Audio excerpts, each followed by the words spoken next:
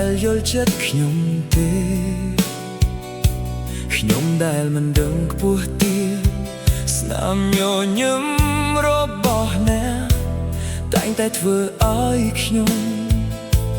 លងស្នេហ៍អ្នកមានផ្លែកមួយគូ